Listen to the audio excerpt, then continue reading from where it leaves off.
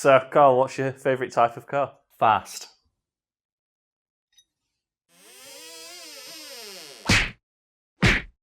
The Tesla Model S is, according to every metric used to judge the quality of an automobile, according to every test used to judge the quality of a car, a fucking fantastic automobile. Should we just leave that take in? In 2013, a writer for the New York Times called John Broder decided that all this praise was giving the Tesla Model S a big head, wanted to take it down a few pegs in an article filled with lies that was almost immediately debunked by none other than Elon Musk himself.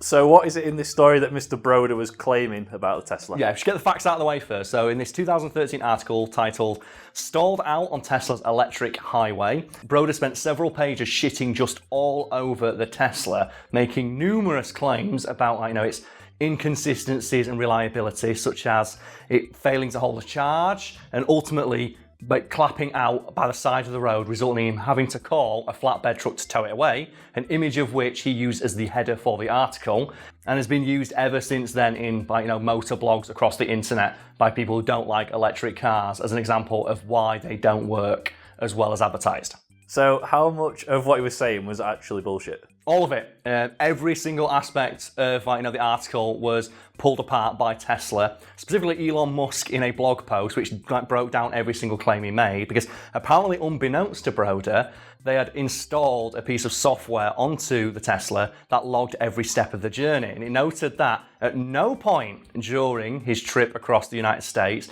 did the Tesla ever run out of charge. And in fact, when it was being loaded onto that flatbed truck, the one he said he had to call up because the car cut out and wouldn't work, it still had enough charge to continue driving. So what are the other inconsistencies in his article? Well, one of the best ones is that he said, the car barely struggled to limp along at 45 miles an hour for hours of his journey, when according to these logs, he spent the entire time gunning it and in fact had sped well above the speed limit for large legs of the journey. He also said that he had to turn off the internal climate control for the car to conserve power. According to those logs, he'd actually turned them all the way up.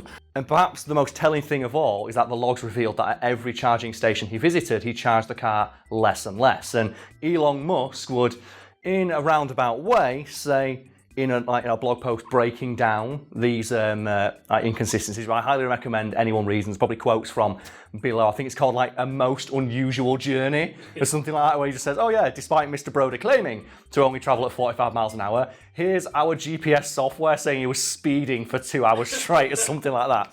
He says, it seems to me that Mr. Broder was trying very hard to kill the Tesla to fit his narrative that electric cars don't work as advertised, citing articles Broder had written basically saying electric cars don't work. So what was he trying to do to kill the car? Well, one of the things that Musk noticed is that at every charging station he went to, he charged the car less and less, often against the direct advice of Tesla or the dashboard, telling him, if you want to make it to the next charging station, charge for another 20 minutes. Fuck that. And then he'd claim later that he didn't see this. He didn't see the dashboard of the car. Well, you choose whether you want to believe that, folks at home. And another one is that at one point, the car's charge was on 0%, and it still would not die. And he was in a car park with a Tesla charging port in it, and rather than going to the charging port, according to the journey, he drove around in circles for 20 minutes on 0%, to quote Musk, in an apparent attempt to kill the car. And when Broder was asked, how do you explain when you drove around a car park on 0% for 20 minutes? He went, I was just looking for a charging port. They're very hard to find. They're luminous red. They are, yes, and there's probably a picture of one behind me right now. So, yeah. That claim of they're very hard to find in the middle of the night when they glow and have the word Tesla written above them in massive fucking letters doesn't really hold much water for me. And I just like the idea of him driving around in a circle, not spotting this glowing red thing. So at that point, you probably shouldn't be driving because you are legally blind at that point. They're specifically designed to be as obnoxiously bright as possible so you don't drive past them. I'd just love to be a fly on the wall when Elon Musk just went to him, right, this is you driving around the car park for 20 minutes. Oh, yeah, like a police drama or something, where the person sat on hot lights and they're going, the car just died. Really? Yeah. I went to a car park, I couldn't see a charging station. And then Elon Musk walks in and just slams the evidence down on the desk. Well, here's you. This is you, yeah? Yeah, that's me. Here's you driving around in a circle for 20 minutes. How do you explain that? Well, I couldn't see the Tesla charging station. You mean this station? This one that's bright fucking red and glowing, this towering obelisk. And in that vein, another part of the journey that Elon Musk found particularly amusing was the final leg of the journey where the car finally gave up after, like, you know, heroically refusing to die despite Broder's best efforts to kill it. And that was the final part of the journey where he was driving 61 miles to the next charging station. However, when he set off from the previous charging station, his dashboard told him he only had 32 miles of charge left. And the car drove for 51 miles, proving that it performed above expectations. And during that journey, Broder drove past a charging station. Not a Tesla one, but a generic charging station, while every single part of his dashboard was screaming that his car was out of power. And he claimed that that was the car's fault. Think about that. It's the car's fault that it died. When I tried, if this was a petrol car and the guy went, oh, my petrol said empty and I tried to drive 60 miles and I drove past a petrol station on the way, it's the car's fault for not telling me. That's ridiculous. Think about that. And Broder stuck to his fucking gun and said, well, I didn't see it. And again, every part of your dashboard is screaming, we need power. And the thing that Tesla does is when that's happening, it will direct you to the nearest charging station you can get to. And it showed him on his screen and he ignored it and drove past it.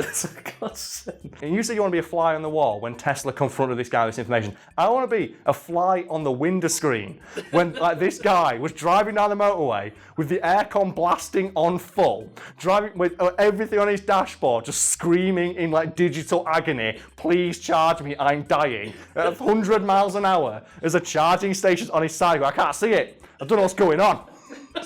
And this guy is a professional car reviewer, and he blamed the car for driving it without having enough charge. And another one that I find funny is the guy said, oh, for the journey, the car was a bit chilly.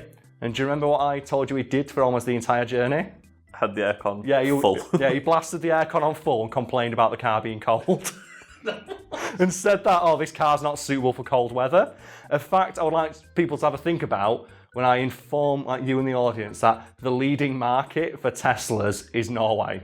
Where it's just snow. All the time. And the reason they buy it is because of its climate control and its ability to survive and drive in cold weather.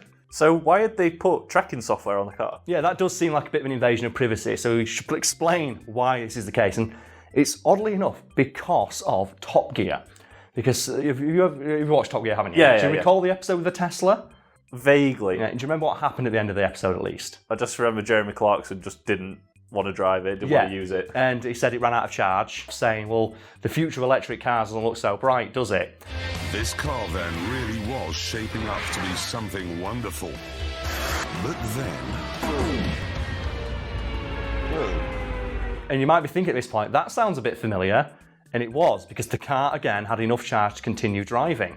And Musk would note later that when he was on set, giving the Top Gear crew the car, he noticed that in the script that they were planning for the car to die for the bit. They had no intention of showcasing the car. They wanted it to die. And the end of the episode was always going to be the Tesla being loaded onto the back of a truck and driven away, as Clarkson smugly said to camera, electric cars don't work. And they even took the BBC to court saying that this is fucking lying. You are lying to consumers by telling that the Tesla doesn't work. Jeremy Clarkson fucking lied about this car, and they got away with it by saying, well, the Top Gear isn't a fact show. It's supposed to be an entertainment show. With Top Gear, you've got no reason to believe they'd lie, but... Yeah, you can see it being entertainment, but the fact they would just lie about the car and what its performance was like and its capabilities. Presumably because Jeremy Clarkson doesn't like electric cars.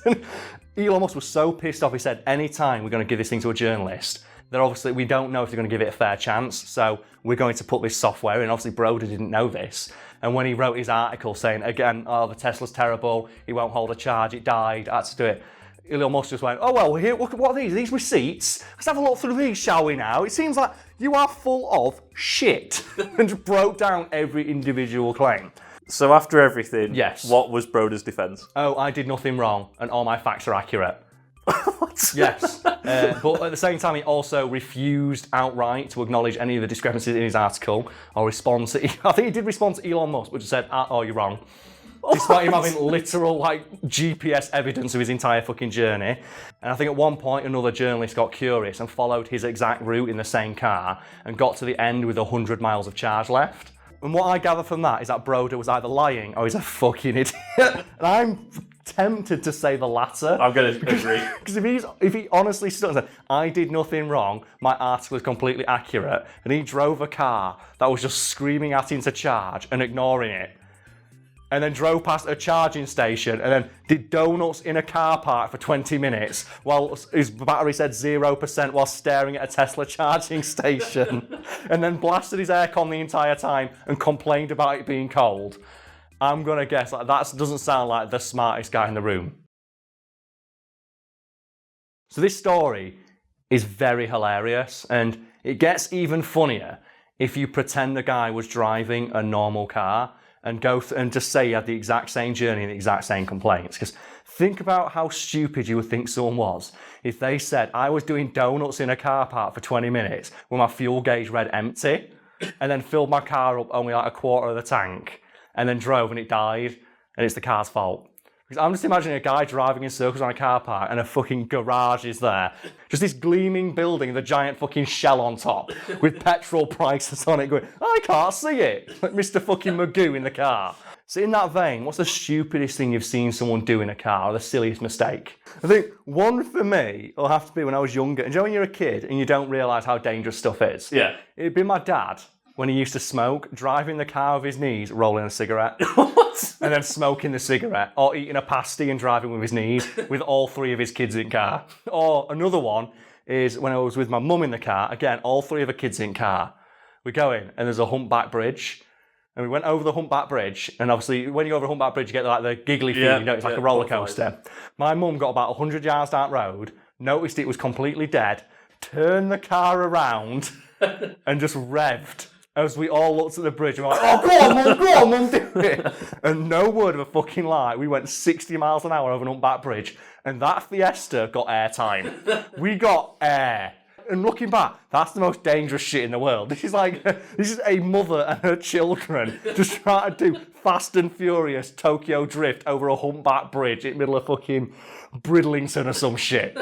I think the most awkward encounter I've ever had was where you live, there's a little pub on the next road. Oh, yeah. And I'd booked a taxi, and as I left the pub to go outside and wait for a taxi, there was one coming up the road very slowly. And I were in the road, I just went, he'll stop definitely. He drove into my legs, so ran into me, and then I looked at him like that, and he round his window down. I was like, what are you doing? He went, is it Adam? I was like, yeah. Just nudged him in his car, so good. I'm imagining it's like in Grand Theft Auto or LA Noire, where you get nudged by a car and your character model just completely collapses. That's stairs. I used to get home before my brother from school. Yeah. And one day he just ran in and went, Karl, wait up. Chucked his bag on the kitchen floor, walked out into the garden, picked up a rock and waited. And we heard the ice cream van like, dun, dun, dun, dun, dun, down the road. He went, threw a stone over our fence where you couldn't see, and went like that, and you just heard this doof. And then you heard a guy go, what the hell was that, you bloody kids? And every day for a week he did that, because he'd spent an hour practicing how to throw the stone exactly where the guy liked to park. So as soon as he heard the music go off, so he'd run home from school to get there just as the ice cream man turned up. So the moment he parked up his car, a rock just landed on his roof. He stopped coming down our estate, and my brother got really annoyed. Well, he didn't even buy an ice cream. No, it's one of those things. My brother just went, Karl, why'd you do that? Doof. What a fucking shot. Oh yeah, don't drive cars down our estate. Our pastime was throwing rocks at trains. It was great.